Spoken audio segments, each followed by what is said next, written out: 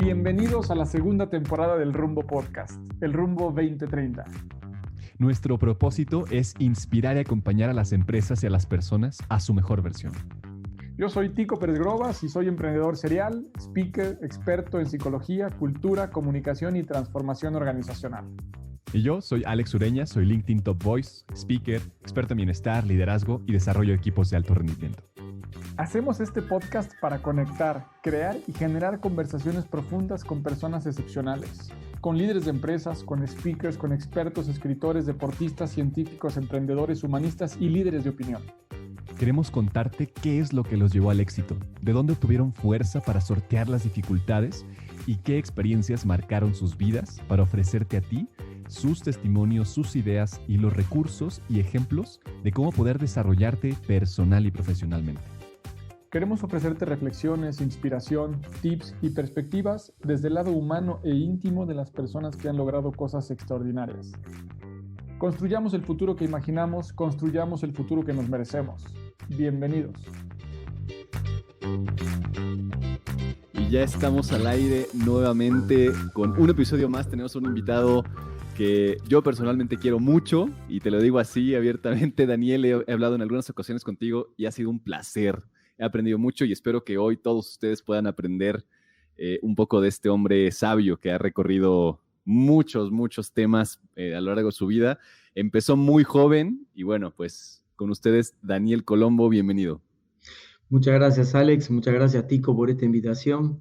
La verdad que me siento un poco ruborizado por semejante presentación. Así que muchísimas gracias. Los quiero felicitar también por la segunda temporada de los podcasts con Rumbo. Así que siempre los escucho, los leo, así que estoy al tanto del tono de la conversación. Así que un privilegio estar con ustedes. No, gracias, el privilegio es nuestro, así que encantados de poder platicar contigo hoy con una doble intención, una intención muy egoísta para nosotros mismos, pero también a la vez pues que se haga eco, que se haga un poco resonante y pues bueno, eso es lo que esperamos. Así que muchas gracias por estar aquí, Daniel, y para eso nos encantaría empezar esta conversación para quienes te conozcan de alguna manera o desde otro lugar, poder tener una posibilidad de que te presentes y digas quién eres, qué haces, qué es lo que te gusta y dónde está hoy Daniel, qué es lo que está pasando por tu mente, qué es lo que está pasando por tu vida. Y por ahí empezamos esta conversación. ¿Qué te parece? Excelente, con mucho gusto. Bueno, mi nombre es Daniel Colombo, soy argentino, no soy porteño, nací en un pueblo unos 300 kilómetros al sur de la ciudad de Buenos Aires, un pueblo muy pequeñito que tiene unos 8.000 habitantes actualmente, y empecé a desarrollar mi vocación muy alrededor del mundo de la comunicación. Y trabajé desde muy chico, porque vengo de una familia de origen muy humilde, te diría que hubo momentos de pobreza, donde nunca faltó la comida porque mi padre era verdulero, entonces por lo menos verduras había en la mesa. Y eso perfiló de alguna manera en mí estas ganas de siempre salir adelante, de buscar alternativas, de no quedarme con el no, sobre todo al venir de una comunidad chica donde todo el mundo se conoce. Había muchas cosas que estaban vetadas para quienes no teníamos como determinada clase social.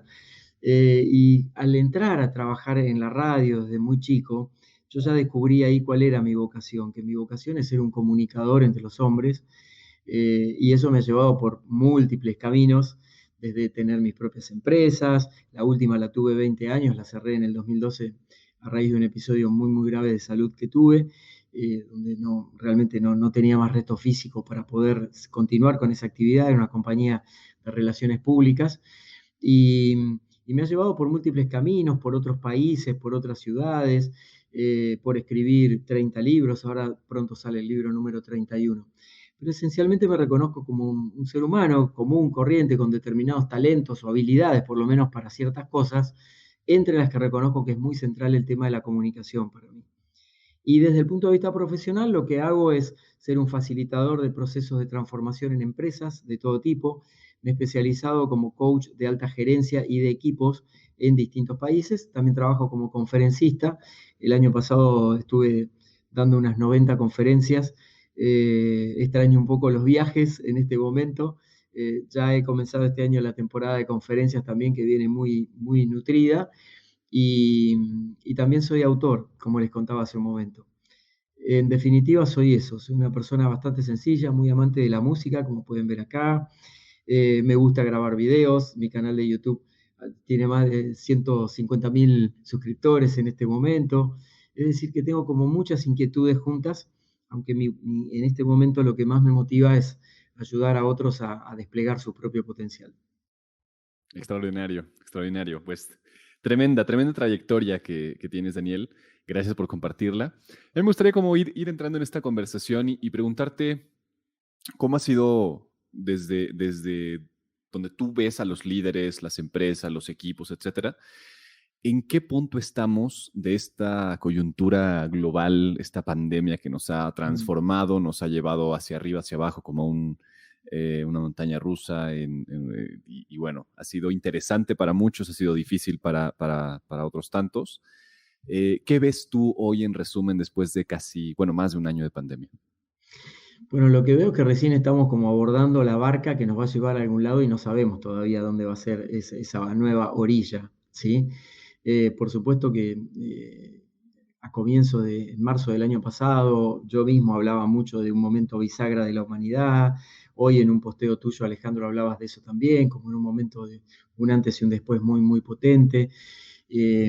Muchas personas lo están viendo así y esto lo han convertido como en una misión de vida que me parece muy interesante, que lo conecten con su propósito, con su legado desde lo transformacional. Sin embargo, en la realidad, en la cancha, como decimos acá en Argentina, veo que algunas cosas no son tan directas o tan lineales como las estoy describiendo. Y esto puede obedecer a varios factores. Uno de los que me parece más relevante es que ya hemos entrado como en cierto adormecimiento o acostumbramiento del modo pandemia, y eso hace que se produzca cierta retracción en la conducta que los lleva a muchísimas personas al momento original. Es decir, que, por ejemplo, el jefe no quiere pasar a ser líder, sigue siendo jefe, los empleados quieren tomar sus prebendas en este nuevo formato del teletrabajo, y empiezan a aparecer las mañas que generalmente suceden en las organizaciones. Trabajo con muchos líderes, con muchos CEOs, con muchas líneas de alta gerencia, y te podría mencionar que son muy pocos los que han hecho realmente como una toma de conciencia muy profunda, que por lo menos sea evidente desde sus actos, ¿sí? Hay muchos casos, mucho más storytelling que cuentan las empresas, pero muy poco story doing, digamos. Muy poco poner en acción lo que tan bellamente cuentan en palabras o en sus comunicaciones institucionales.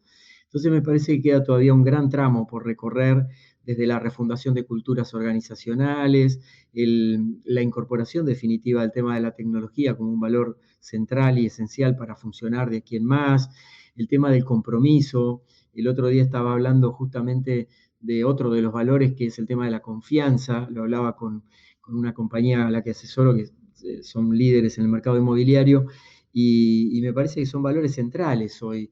Y hablando de eso, Tico también publica mucho sobre el tema de los valores, y me parece que es algo estratégico que tenemos que tener en cuenta, son los pilares. No estoy hablando ya del cartelito de misión, visión, valores que tienen todas las empresas, o cómo lo ponen eso en la web. Eso para mí quedó completamente perimido, sino esos valores que son vivos y que en realidad vienen, me parece a mí, de la base organizacional, porque la cultura la forma la gente. Puede haber una línea, puede haber un rumbo que marca la dirección de la empresa, pero la cultura la conformamos todos los que integramos una organización. Así estoy viendo este momento, con mucha expectativa, esperanza y por supuesto apoyando desde una manera constructiva y positiva a través de mi trabajo, y también con mucha agudeza en la observación y en la escucha de los líderes, que parecen muchos de ellos todavía no haber captado cuál es el mensaje que quizá pueda estar en el trasfondo de lo que estamos viviendo como humanidad. Oye, qué interesante, porque justo pienso en esta analogía de la barca, ¿no? Del destino al que vamos, y parece ser que hemos estado subiéndonos a una barca que se vuelven muchas barcas, que va a un destino mejor que el que tenemos hoy, pero que en el camino tenemos que hacer una pausa para volver a embarcarnos en otra nave y volver a redefinir el rumbo, volver a marcar ese destino. Y en este mismo sentido decíamos, ¿no? Muchas veces los remos pueden ser este compromiso, la confianza, los valores, el storytelling, los mismos actos. Pero de pronto, como decía, yo también coincido con esto, Daniel, en que parece que hay algo alrededor, como que después de tanto viaje, después de tanto velear, después de tanto estar allí en la mar, pareciera que hay una diferencia entre a dónde creen que van los líderes y a dónde van los equipos. Estamos viviendo una época de mucho cansancio, estamos viviendo una época de mucho hastío, estamos viviendo también una época en donde posiblemente ya empezamos a ver gente que prefiere irse al mar que seguir remando sin un destino, ¿no? En donde vemos las posibilidades de que pareciera que todos buscan una mejora, un progreso, pero parece que no todos quieren hacerlo. Parece que las mismas empresas se enfrentan con una dinámica en la que no solamente tienen que lidiar con los retos externos, sino tienen que lidiar con los propios retos internos, que muchas veces es una acumulación de peso lejos de más manos para poder remar. En ese sentido, ¿cuál es tu perspectiva con respecto a cómo van avanzando estos líderes además en rutas totalmente desconocidas, con gente significativamente cansada? Y sé que tú eres un especialista en ese sentido y la plática de hoy tiene que ver mucho con la innovación emocional y el liderazgo para el futuro. ¿Cómo integras estos dos elementos en este posible viaje del que anticipábamos hace unos meses que hoy íbamos a estar desembarcando, pero aún nos quedan muchos meses de estar en el mar?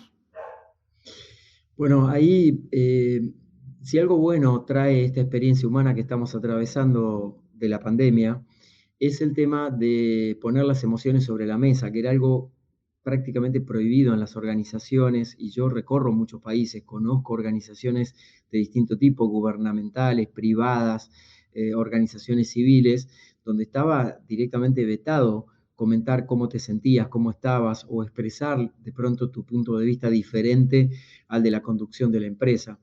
En eso siento que se ha avanzado algo, un poco impulsado también por lo que le pasa a los propios líderes, y también quiero traer sobre la mesa un tema que no es menor.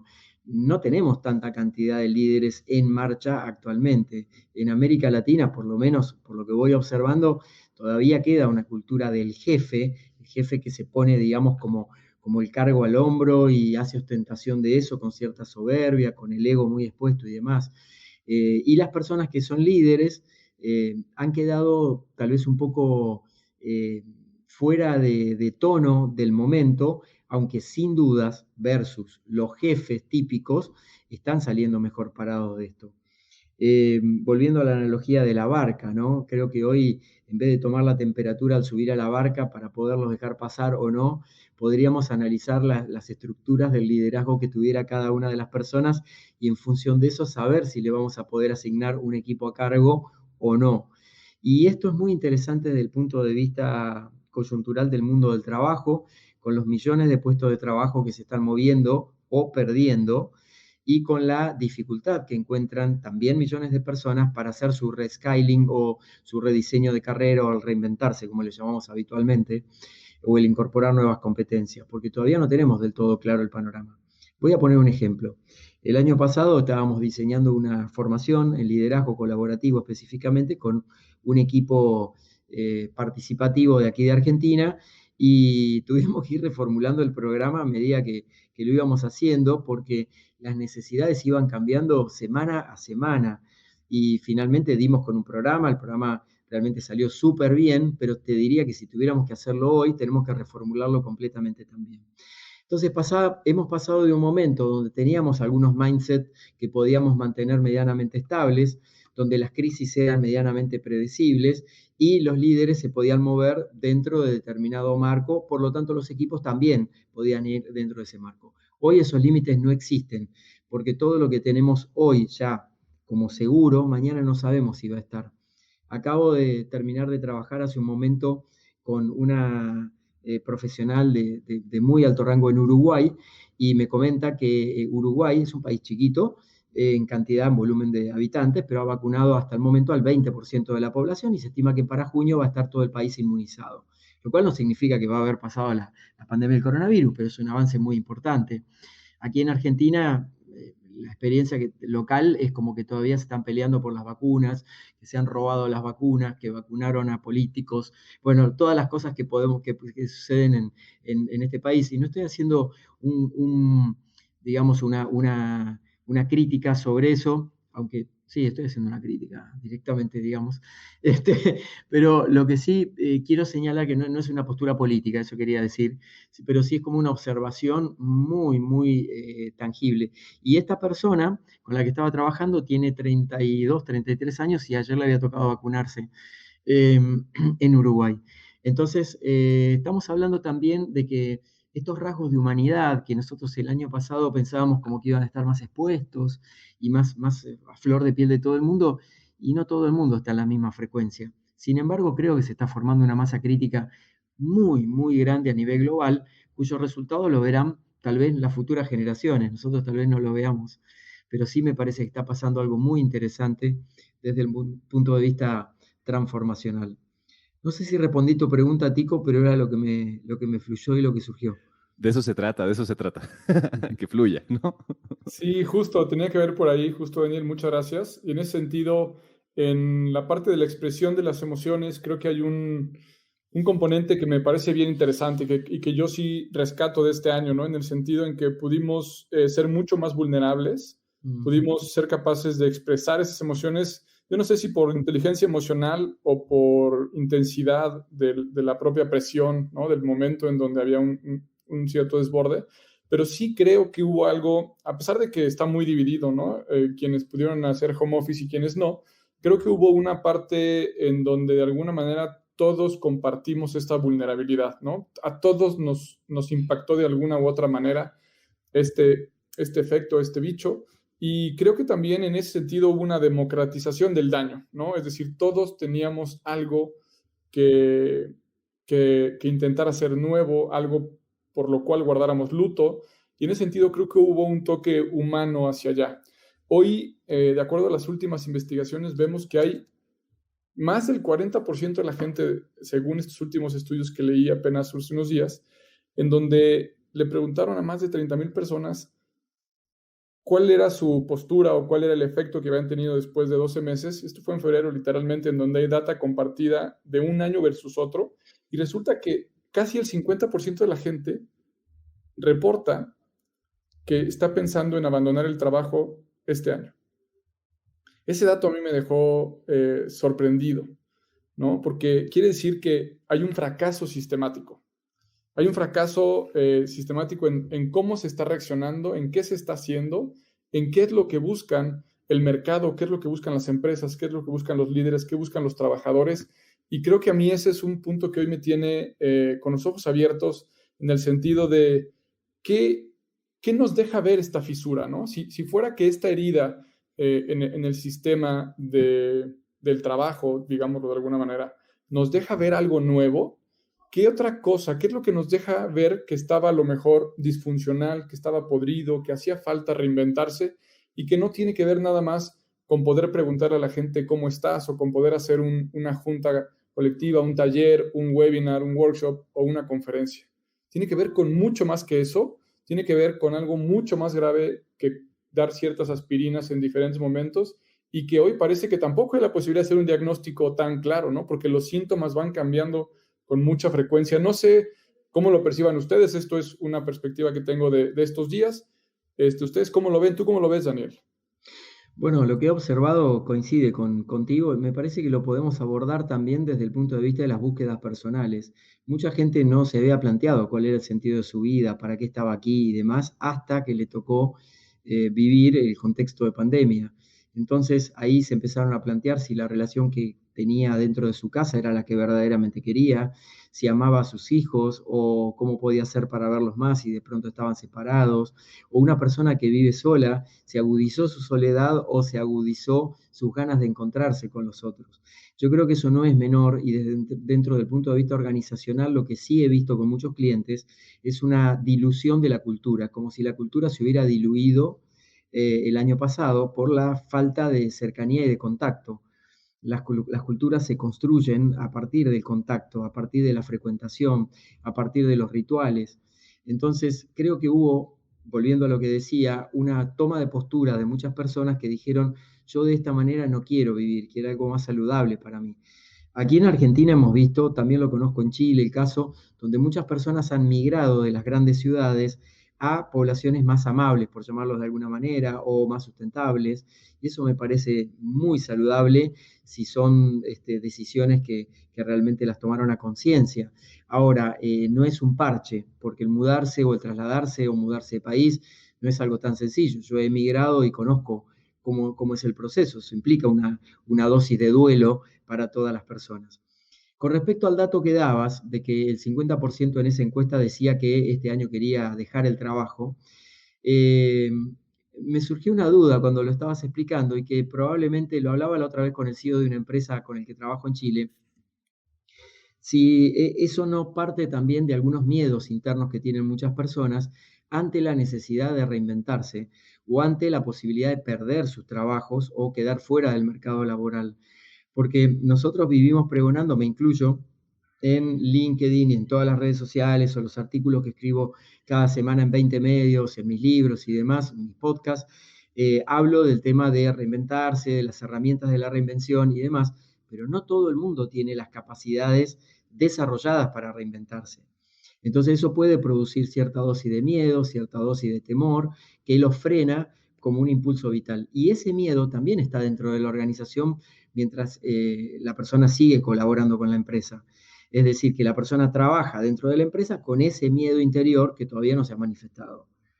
Entonces, por eso que es muy importante desde el punto de vista de la innovación emocional, son como, yo lo defino en el modelo que diseñé como 10 ámbitos que tenemos que tener en equilibrio permanentemente, donde tenemos aspectos que Alex domina mucho mejor que yo, que son temas puros de bienestar, como también temas de liderazgo puro, ¿no? O sea, de qué manera trato a las personas, cómo me conecto con ellos, cómo conecto con los genuinos de cada una de las personas. Tengo algunas experiencias para contar. El año pasado tuve la posibilidad de empezar un proceso con una compañía muy, muy grande dedicada a gases industriales, con la línea directiva, es decir, con el CEO y con toda la primera línea de reporte de los gerentes. Y trabajamos con ellos en muchas habilidades que no son solamente blandas desde el punto de vista laboral, sino que son habilidades blandas para la vida. Cada vez que comparto un programa con las empresas, siempre comento que las herramientas que vamos a trabajar son herramientas que sirven para mejorar notablemente dentro de la organización y también fundamentalmente en los ámbitos personales de las personas. ¿Por qué? Porque la persona no somos dos seres, somos una sola persona, tenemos como distintas funciones, pero no tenemos distintas personalidades. Nosotros somos los mismos en este rol de divulgadores, aquí en la red social o haciendo el podcast y demás, y también somos seres humanos. Y si eso no es compatible, algo que en muchas culturas organizacionales no dejaban ser, o sea, la autenticidad no estaba tan bien vista en las organizaciones, se produce una separación dentro de la persona y eso produce miedo, distanciamiento, soledad. Todo eso me parece que la pandemia ha ayudado a poner en muchos casos sobre la mesa y eso influye muchísimo en las decisiones. También, por supuesto, es muy saludable que mucha gente quiera dejar su trabajo para dedicarse a emprender. Emprender no es para todo el mundo. Esta mañana estaba dando una conferencia para una universidad en Venezuela y obviamente el mundo emprendedor no es para todo el mundo. Y esto hay que decirlo porque siempre vendemos como la parte romántica del emprender. Pero yo me considero un emprendedor y quebré mi negocio 2 veces, o sea, con la ciclotimia que tiene la economía de Argentina. O sea que te diría que cualquiera puede ser emprendedor, pero no es para todo el mundo, ¿sí? Cualquiera, pero no es para todo el mundo. Entonces, hay una gran brecha entre la expresión de deseo de querer emprender o de querer mudarme a otro lugar y dejar el trabajo y demás, hasta poder concretarlo y que eso no se transforme en una frustración para la persona. Por eso que la mejor herramienta que conozco dentro del marco de inteligencia emocional y de la innovación emocional es el tema del autoliderazgo. Que las personas tomen las riendas de su vida, que puedan empoderarse y trabajar, y esto es algo que a muchos líderes los asusta, porque a los jefes de Estado de nuestros países ni hablar, ¿no? Es decir, que cuanto más libre es la persona, más difícil es de afrontarla, porque obviamente tiene pensamiento crítico, tiene sus opiniones y demás. El buen líder en este momento me parece que es aquel que sabe escuchar, sabe conciliar, sabe buscar consensos, que me parece que es una palabra fundamental para este tiempo, y sabe también empatizar de una manera honesta y sincera. Bellísimo. Estoy totalmente de acuerdo. Creo que estos nuevos líderes primero necesitan ser entrenados, ¿no? Creo que es algo bien interesante. Esto que mencionas del autoliderazgo, algunas personas lo tienen por sus experiencias, algunas personas lo desarrollan, lo aprenden simplemente por querer mejorar, ¿no? Simplemente por querer estar a la vanguardia y querer entregar una mejor experiencia o algo más consciente y trascendente al mundo y a la sociedad, ¿no? Sin duda necesitamos más, sin duda necesitamos desarrollarlo desde la escuela, yo diría, ¿no? O sea, necesitamos que esté como sea parte de la cultura de todo el continente, de todo el planeta, ¿no? O sea, que no sea para una élite que tiene acceso a algunos libros o algunas cosas que le permiten autoliderarse y convertirse en maestro de sí mismo, ¿no? Creo que es una de las claves, sin duda, para evolucionar de forma colectiva. O sea, no podemos crear esa masa crítica o no podemos amplificar esa masa crítica si no nos lideramos a nosotros esa nueva mejor versión. Entonces, en ese sentido, Daniel, te preguntaría, ¿cuáles son hoy los pasos fundamentales para caminar hacia esa maestría de uno mismo? ¿Qué cosa no puede faltar independientemente de dónde estemos parados? Bueno, Tico trajo hoy al comienzo de la charla el tema de la vulnerabilidad. Me Ujú. parece que es esencial de poder tomarlo como un valor y no un disvalor. Porque mucha gente asocia vulnerabilidad con debilidad y no tiene nada que ver. La vulnerabilidad nos hace más humanos. El simple hecho de decir no sé, quiero que me enseñes, o por favor, necesito tu ayuda, o estoy perdido, no tengo todas las respuestas, es algo que sería muy, muy bueno que empiecen a incorporar los líderes para empezar a transitar ese camino. Hablo de líderes desde esta perspectiva del autoliderazgo. Todos somos líderes en nuestro campo. Por eso que el autoliderazgo no es la institución de un rótulo, un título que te dan, sino simplemente el ejercicio de tu propia libertad puesta al servicio para poder ejercer esa participación y esa dinámica de influir sobre otras personas, ¿sí? El segundo rasgo que rescataría es el rasgo de la humildad. Yo he escrito mucho sobre el liderazgo humilde y sigo siendo un divulgador del liderazgo humilde. Conozco algunos muy buenos líderes con resultados excepcionales en términos comerciales y de revenues y demás de sus empresas, y son muy humildes en la forma en que hacen su liderazgo, ¿no? En lo ejercen en el día a día. Me parece que es otra cualidad muy necesaria. Una que no quiero dejar pasar, que me parece que sería muy buena para desarrollar también el autoliderazgo, es trabajar en todo el rango y paleta de colores de las emociones. Me parece que es algo fundamental. Hay muchos abordajes para hacer esto. El coaching es uno de ellos, ejercido en forma profesional. Las terapias de todo tipo, caminos alternativos también que le hagan bien a la persona. Y una sugerencia, por lo menos muy modesta de mi lugar, es apartarse de los dogmas, ¿no? De decir, bueno, todo aquello que viene un gurú y te dice, esto es de tal manera y lo tenés que hacer así porque si no, no funciona. Bueno, te diría que no, son todas opiniones. Inclusive lo que yo comparto aquí en LinkedIn son opiniones, son visiones personales. Nadie tiene la verdad absoluta más que la propia experiencia que pueda hacer alguien que se anima a probarlo. Y para transitar también el camino del autoliderazgo es mejorar sustancialmente las habilidades de comunicación. Que si yo no puedo expresar lo que quiero, lo que siento, y necesito andar todo el tiempo pensando que los demás van a adivinar cuáles son mis necesidades básicas que tengo insatisfechas, como diría Maslow, ¿sí? Y no las puedo expresar claramente o no puedo identificar adentro de mi ruta emocional interna de dónde proviene cada emoción que voy sintiendo en cada momento, y te diría que ahí estoy como un paso atrás en mi evolución y en mi desarrollo. Es decir que acá la idea no es hacer todo junto, ¿no? Yo tengo una especialidad que desarrollo también, que es marca personal, y muchos se asustan cuando comento todo lo que es la marca personal. Y yo le digo, bueno, no tenés que hacer todo lo de la marca personal. Es más, ni siquiera hagas tu marca personal si no tenés ganas. O sea, no es obligatorio, es opcional. No hay que estar desesperado por ese tipo de cosas. Y en el camino de introspección, de búsqueda, del autoconocimiento, pasa lo mismo. Tal vez nos encontramos con personas como yo, tengo 59 años, hace 35 años que vengo haciendo trabajo personal conmigo todos los días de mi vida, incluidos sábados y domingos, de múltiples vertientes, múltiples cosas, pero también es totalmente entendible que una persona recién comienza, va dando sus primeros pasos y hay herramientas para cada estadio y te vas a ir encontrando con los compañeros de ruta a medida que vas avanzando en ese progreso. O sea, es una carrera, no hay carrera, digamos, es una caminata lenta que tenemos que ir saboreando, porque vamos a ir aprendiendo de toda nuestra paleta de colores interna, que es lo mejor que nos puede pasar.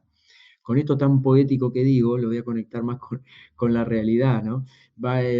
Empezar a preguntarte quién soy, para qué estoy aquí, qué cosas son verdaderamente importantes para mí, qué cosas no me permiten disfrutar de la vida, qué cosas me hacen feliz en mi trabajo y qué cosas no, qué cosas puedo cambiar de lo que no me hace feliz en mi trabajo porque está dentro de mi círculo de influencia y cuáles no. Y con eso tengo que aprender a convivir, porque necesito aprender a convivir con todos los no que va a presentar siempre la vida, no solamente el trabajo.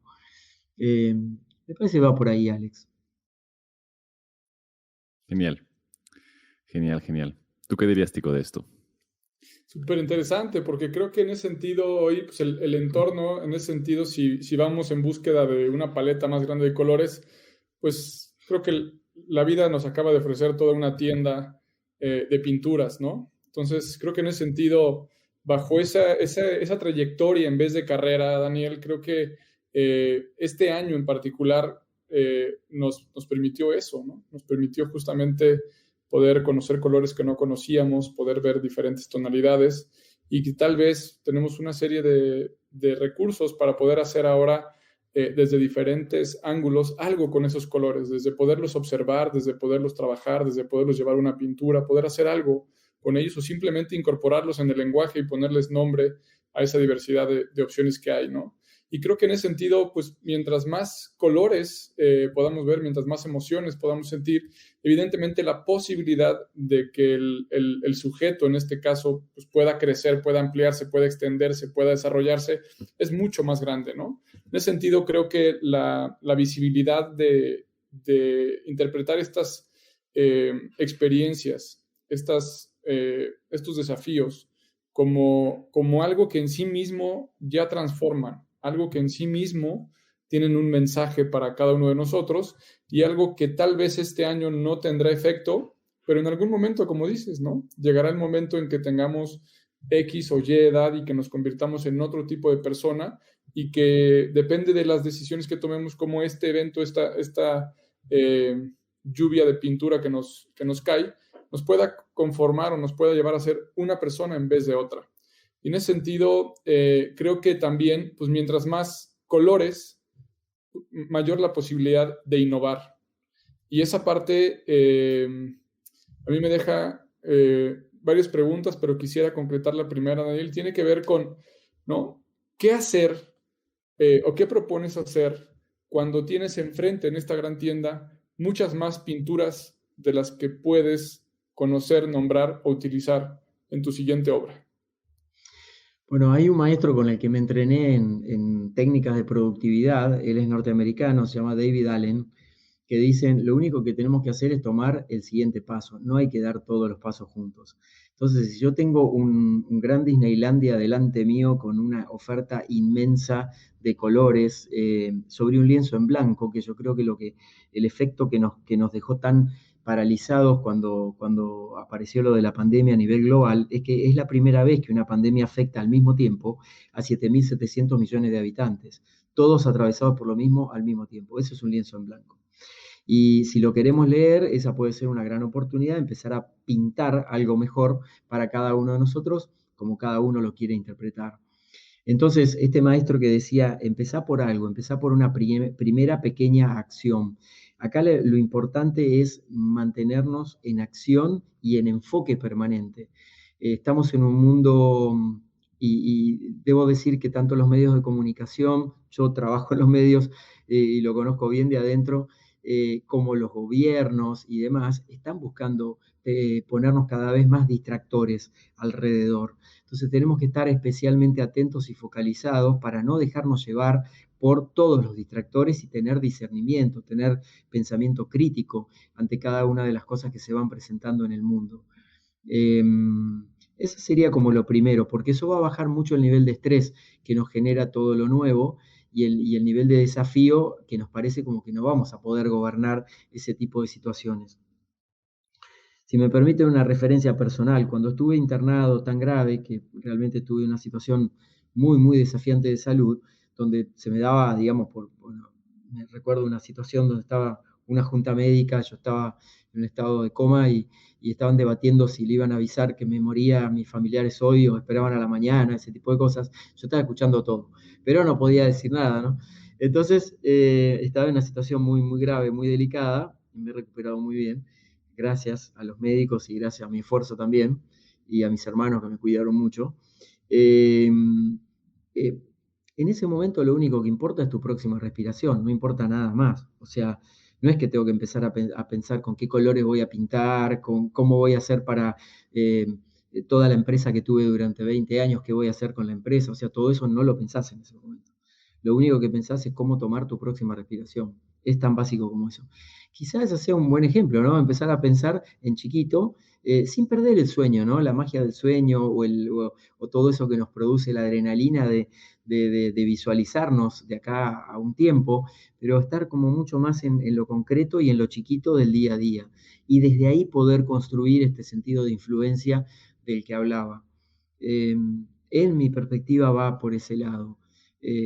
Al menos así lo tomo, inclusive en los días difíciles que todos tenemos, también pensar, ¿no? Decir, bueno, ok, ¿cómo puedo de alguna manera desmenuzar este momento difícil para empezar a tomar pequeños trocitos de lo difícil para ir resolviendo de a uno? Porque no voy a poder resolver todo de golpe.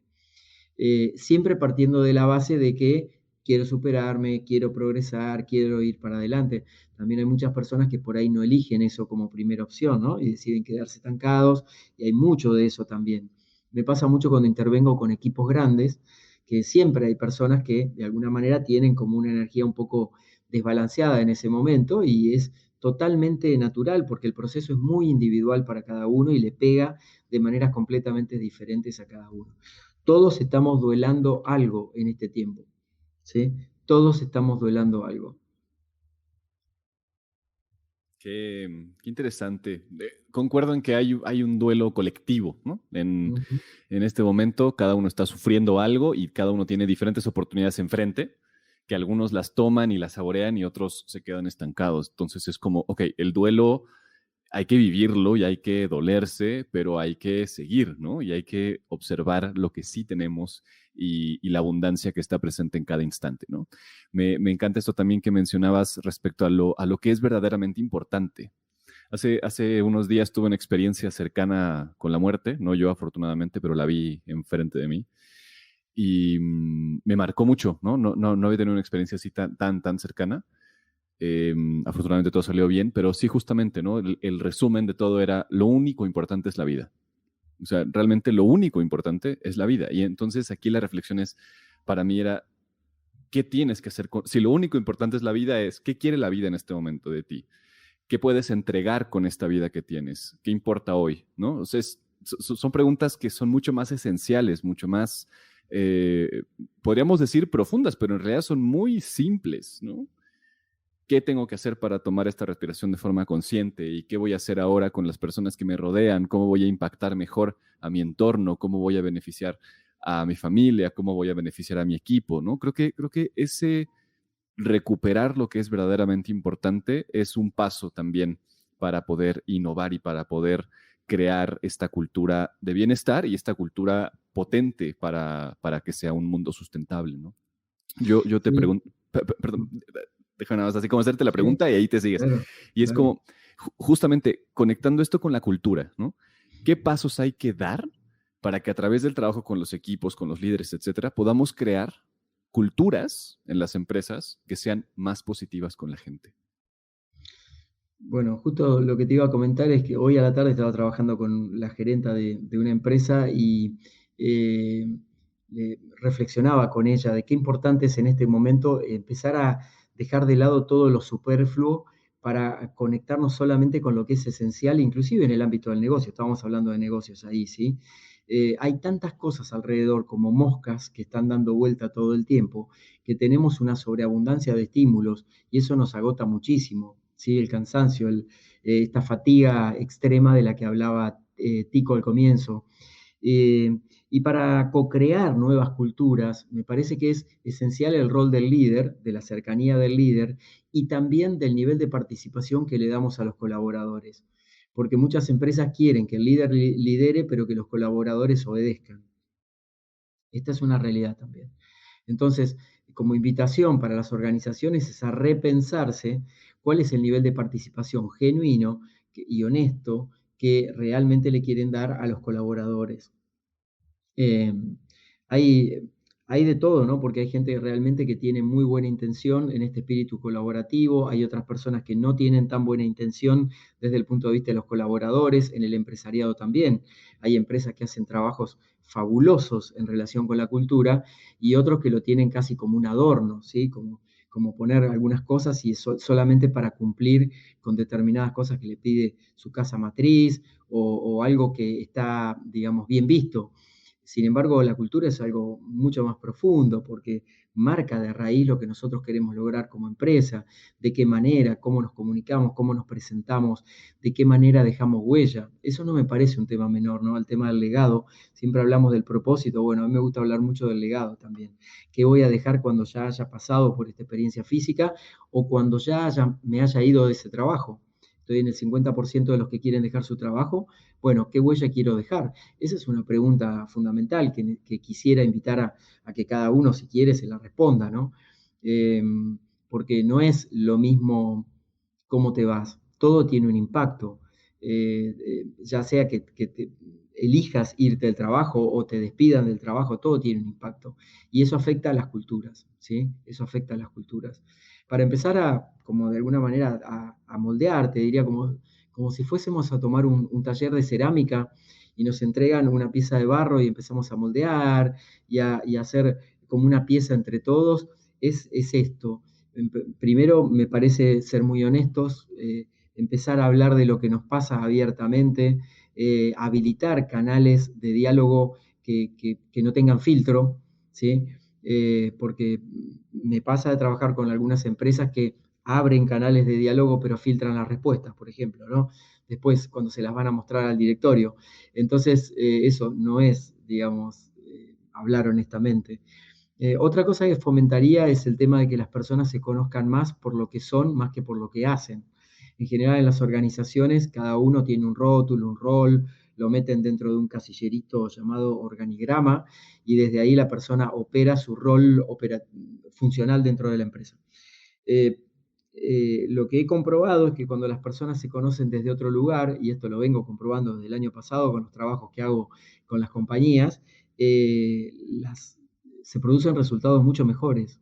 La gente está mucho más cerca, la gente se entiende mejor, la gente se puede reconocer simplemente con mirarse, y eso es algo que no estamos tan acostumbrados a hacer en el mundo laboral, y eso es algo que sí se puede hacer aún en el formato virtual. Entonces no es una cuestión de herramientas o de si es presencial o si es virtual, sino que simplemente es una cuestión como de decisión de dar un paso, de una honestidad y una valentía para afrontar este nuevo tipo de vínculos, ¿sí?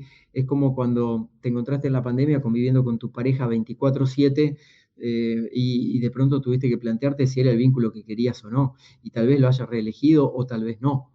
Entonces, bueno, en el trabajo va a pasar exactamente lo mismo. Se está dando mucho, en consonancia con lo que contaba Tico hace un rato, se está dando mucho en las generaciones millennial y centennials, digamos, que están diciendo, esta empresa no vibra de acuerdo a mi vibración, dicen, ¿no? Eso es el lenguaje que utilizan. Y cuidado con las empresas, porque probablemente mucho talento joven está migrando a otro tipo de organizaciones que le dan otro tipo de cosas más acordes con los que ellos necesitan. No estoy diciendo que hay que refundarse solamente en función de esas generaciones, sí integrar de una manera sabia todos estos recursos porque es información muy valiosa para el desarrollo del potencial del talento, ¿no? Fíjate qué interesante, porque justamente en ese sentido la generación Centennial parece ser que es una de las que tiene un impacto más fuerte. Esta continuación del estudio que te platicaba justamente, que les contaba, nos refleja estadísticamente cómo estos jóvenes entre 18 y 25 años dicen que están, porque es una investigación hecha por Microsoft y por LinkedIn, ¿no? Dicen que están en riesgo porque se sienten que están luchando o que están sobreviviendo en estos momentos. Porque imagínense nada más en esta etapa alguien que se está incorporando a la actividad laboral y que lo tiene que hacer en un esquema virtual, ¿no? En donde se está perdiendo la posibilidad de ser parte, ¿no? Porque, o sea, evidentemente se puede trabajar así, ya lo descubrimos y de un día a otro pasamos y tal, pero imagínate para esta persona que está apenas incorporándose al escenario laboral y que no tiene una red, que la empresa no tiene un programa donde lo puedan hacer nada más el onboarding, sino la incorporación, y que además estos jóvenes, en ese sentido, pues tienen una limitación también, no tienen a lo mejor los espacios, ni la seguridad, ni se abren los procesos adecuados para que puedan opinar o aportar en las juntas. Y esto, el daño que está causando no solamente que la rotación en este momento pueda ser más alta de estos jóvenes, porque ese es un fenómeno súper interesante ligado a lo que decía al principio. Es increíble que haya gente que está renunciando al trabajo cuando saben que no va a ser fácil encontrarlo, ¿no? O sea, entonces estos jóvenes van por ahí un poco en esta situación, y lo que pudiera ser bien dañino para las empresas es que se están perdiendo a esta generación que históricamente, ahorita es la Z, pero antes era la Millennial y antes fue la que sea, ¿no? Era una generación que cuando venía empujando, de alguna manera cuestionaba y desafiaba el status quo, ¿no? Era una generación que por estar ahí causaba un impacto incluso en los que tenían mayor antigüedad y mayor jerarquía en la organización.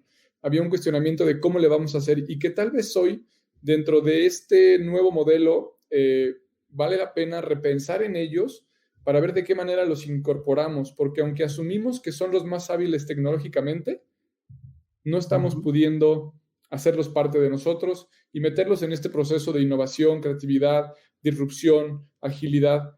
Y qué interesante el tema que pones ahí, porque algo tenemos que hacer para cuidar a estas nuevas generaciones, como a cada una de las demás, ¿no? Sí, definitivamente. Hay algo muy interesante que experimento con algunas empresas, que es ayudarlos a dialogar intergeneracionalmente. Porque una de las cosas más notorias que aparece es la dificultad de diálogo. Entonces, porque aparentemente no tienen cosas en común. Entonces, hay muchas estrategias que se pueden implementar en ese sentido para ayudarlos a dialogar y para enseñarlos a entenderse, enseñarles o por lo menos guiarlos en el proceso de que se puedan entender. Y cuando logran eso, realmente se producen efectos maravillosos y muy virtuosos. Hay que tener mucho coraje también como empresa para poder hacerlo. Y quiero aclarar que no estamos hablando solo de empresas tecnológicas, que en general reclutan mucho talento joven y demás, sino que estamos hablando de todo tipo de empresas. Y es un tema muy, muy interesante para reformular de qué manera estamos trabajando. Los temas de género, de diversidad, de igualdad, de equidad, que es diferente a la igualdad, me parece también que son aspectos muy relevantes y que obviamente las nuevas generaciones están súper presentes y que son diálogos que no podemos obviar hoy en cualquier mesa directiva, por más edad que tenga la gente de un directorio de una empresa. Hace poco, trabajando con una líder que tiene su propia empresa, ella tiene alrededor de 80 colaboradores aquí en la ciudad de Buenos Aires, y es una empresa realmente que le va muy, muy bien, y es una empresa que viene creciendo muchísimo. Toda gente muy joven, como promedio en su equipo de trabajo, tendrán 25, 28 años de promedio de edades, y el año pasado trabajamos mucho sobre cómo se había perdido un poco la cultura que ellos tenían. Una cultura muy potente, muy innovadora, sumamente creativa, y en lo virtual eso se fue perdiendo un poco, además de la fatiga y el cansancio de estar trabajando 8, 9, 10 horas por día en formato virtual. Y una de las cosas que le recomendé, ni bien se pudo, ella no conocía a muchos colaboradores que se habían incorporado durante el año, porque como están creciendo, están incorporando permanentemente nuevas personas.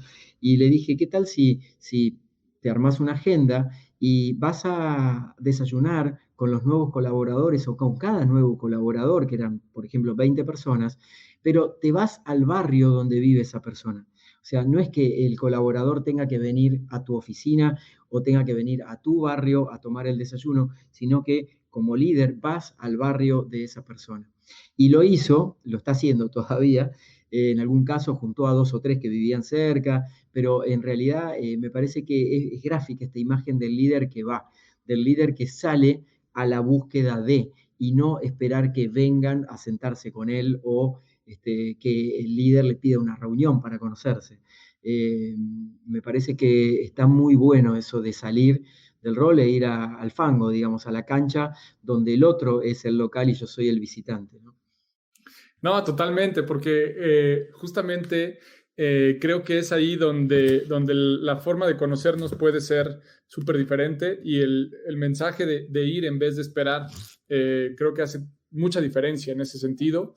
Pero bueno, también viene la otra parte, ¿no? En donde pensamos que en este escenario, con estas ideas, ¿no? Que no tienen ningún ángulo para poder rechazar o para poder decir cualquiera que tenga gente a su cargo puede tomar esto que nos compartes hoy, Daniel, y entonces intentar implementarlo. Y de pronto vienen estas objeciones que encontramos, ¿no? Híjole, pero pues ¿a qué hora? Porque de por sí no tengo tiempo, pero ¿cómo le voy a hacer? ¿No? Pero esto en mi lista de prioridades, híjole, pues ¿qué tanta prioridad es en cuanto al reflejo de los números de este mes o este trimestre? Y pues verdaderamente no pintan para este trimestre, ¿no? Pintarán a lo mejor en un largo plazo, pintarán en la construcción de una cultura, pero en este ejercicio entre el corto y el largo plazo, muchas veces los líderes se ven muy complicados y tentados por decidir en el corto plazo en vez de en el largo, ¿no? De poder poner como prioridad algo que pueda repuntar en algún momento en el flujo de efectivo para que pueda entonces decir, ¿no? No sé si te ha pasado, pero hablando con varias empresas en estas últimas semanas, pues entonces es como decir, bueno, a ver, ¿en dónde le pongo atención, Tico, no? ¿A la gente en este momento para hacer algunos tipos de estas dinámicas, etcétera? ¿O le ponemos la atención en atender a los clientes con los cuales estamos sobreviviendo? ¿En dónde, o sea, si tienes 2 horas, ¿en dónde las pones, no? Entonces digo, bueno, pues ¿por qué no creamos la tercera y la cuarta hora, no? O sea, como en este sentido de ver otras opciones.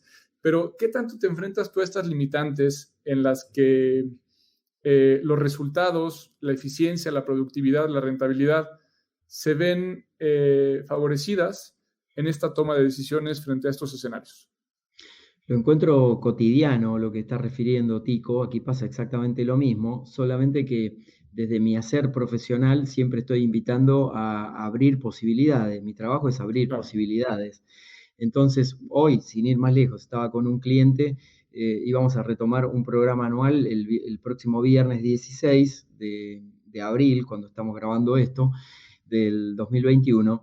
Y hoy hablamos a la mañana por unos ítems que teníamos que definir de un cronograma de un día. Y me dice, mira, vamos a esperar hasta el viernes porque la situación epidemiológica del país y demás, y es cierto, y ellos son una empresa que provee insumos para ese sector, entonces estaban muy al tanto de cómo está el pulso, digamos, del tema de la pandemia. Sin embargo, jamás se plantearon, por ejemplo, cancelar el programa o jamás se plantearon decir, bueno, vamos a desactivar esto por 6 meses y después vemos a ver qué hacemos. Dijeron, no, vamos a esperar hasta el viernes, son 5 días, una pausa sabia como para poder reflexionar y que decanten las situaciones. Creo que lo peor que puede hacer un líder en este momento es tomar decisiones por impulso, por más que necesite decidir rápido. Es decir, que ni quedarse en la parálisis por análisis, ni decidir todo por impulso. Creo que hay, digamos, como una condición de lo que llamaría como el conocimiento natural que puede tener el líder, algunos le llaman olfato, intuición y demás, que es una cualidad muy buena para desarrollar en este tiempo también desde el punto de vista del liderazgo, el tema de la intuición, ¿sí? Que no es un tema menor, porque no estoy hablando solamente de hacer todo por intuición, pero sí como que hay momentos que las decisiones tienen que ser veloces, pero no por eso tienen que ser precipitadas, porque si las precipito probablemente va a haber como un daño para el entorno. Entonces, ahí abriría la cuarta hora, la quinta hora, o le dedicaría 1 hora, y si tengo 2 horas, le dedicaría 1 hora 25 a los clientes y los otros 35 minutos se los dedicaría a estar tiempo de calidad con los colaboradores y colaboradoras. Hace una gran diferencia, realmente hace una gran diferencia. Te voy a poner un ejemplo. Trabajo con una cadena internacional de inmobiliarias, con una oficina en particular que es una de las oficinas más premiadas a nivel de América Latina. Y el año pasado recibieron también distinciones por el año pasado de la mayor cantidad de ventas de propiedades en un año que estuvo prácticamente paralizado y con una economía muy inestable aquí en esta parte del mundo. Y ellos lo hicieron. ¿Pero a qué apostaron? A la unión, al liderazgo sólido y fuerte del líder poniéndose al frente del barco y acompañando a las personas, a la no victimización. Creo que habían pasado, no sé, 3 meses de la situación de pandemia y en un encuentro les propuse a todos los líderes con los que trabajo de que no usemos más la palabra pandemia ni la palabra coronavirus como una práctica para empezar a depurar de alguna manera nuestra estructura de pensamientos y nuestros modelos mentales. Y realmente el resultado fue fabuloso. O sea, en aproximadamente un mes y medio empezaron a levantar en ventas de una manera increíble.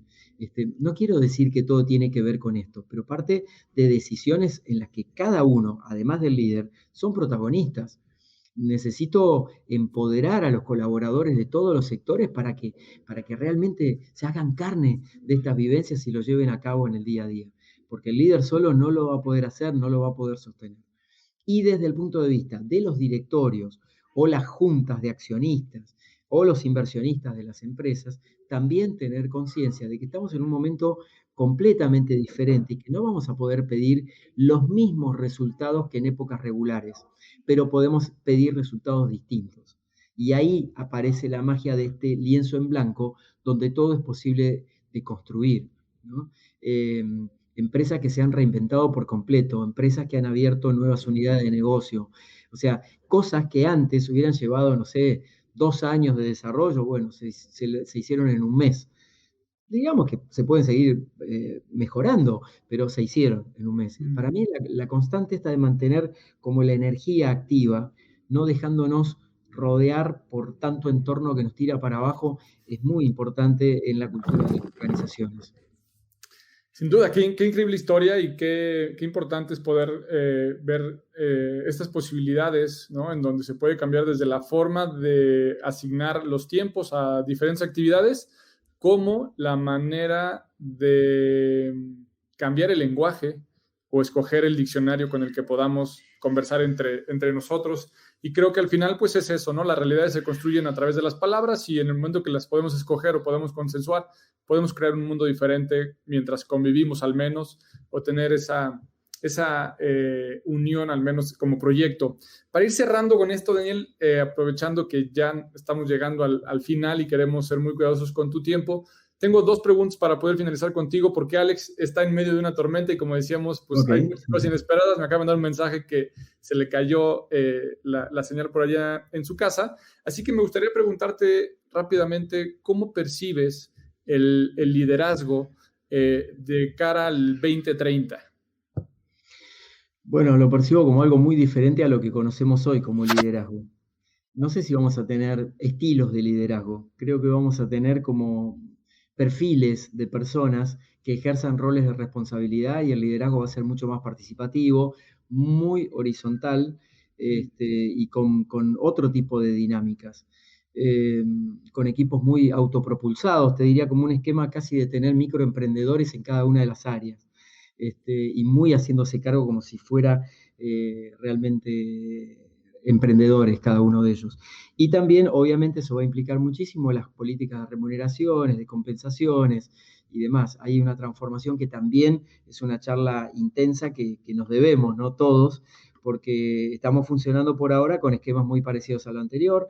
Acá en Argentina hay mucha presión también de parte de los sindicatos, de los sectores así, obviamente del sector empresarial también, pero me parece que hay que hacer una reformulación y en esto las personas que se dedican a gestión del talento tienen un rol protagónico como nunca antes lo habían tenido. Así que hay una gran responsabilidad ahí. Claro que sí, muchísima tarea. Y en ese sentido me gustaría terminar esta conversación con algo que tiene que ver con tu propio liderazgo. Y hacemos una pregunta en cada capítulo para poder conocer ¿cuál es la promesa que te haces a ti mismo, Daniel, que sabes que vas a poder cumplir cuando llegue el 2030?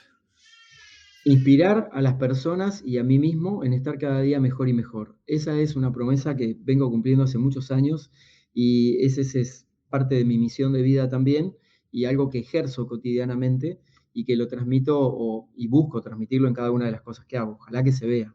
Esa es mi promesa y mi compromiso.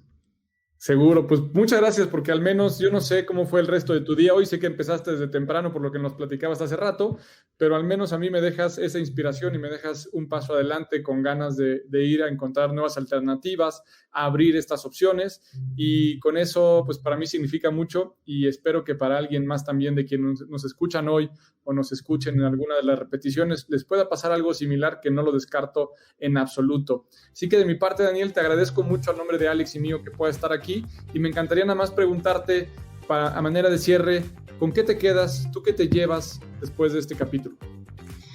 La verdad que tuve la oportunidad de conversar de cosas que habitualmente no converso, que son ideas que tengo en la cabeza, pero que al transmitirlas a los clientes tal vez las transmita de otra forma. Y aquí de una manera mucho más honesta, espontánea, frontal, me he permitido compartir y ojalá que hayamos entre todos agregado valor para las personas o se lleven por lo menos algo que puedan practicar, algo que los pueda ayudar a reflexionar y a sentir como un poco más de aire adentro para salir un poco más fuertes afuera. Gracias por acompañarnos en este capítulo y muchas gracias por llegar hasta el final. Celebramos estar cerca de ti y te invitamos a que sigas tomando acción para continuar rumbo a tu mejor versión. Son muchos los que creen que no se puede. Son muchas las malas noticias, son mayoría los que prefieren quejarse que proponer. Tú diste un paso rumbo a tu mejor versión. Invita a alguien más a que también lo dé contigo. Sigue y taguea a Empresas con Rumbo tanto en LinkedIn como Facebook e Instagram o en los perfiles personales de Alex o míos.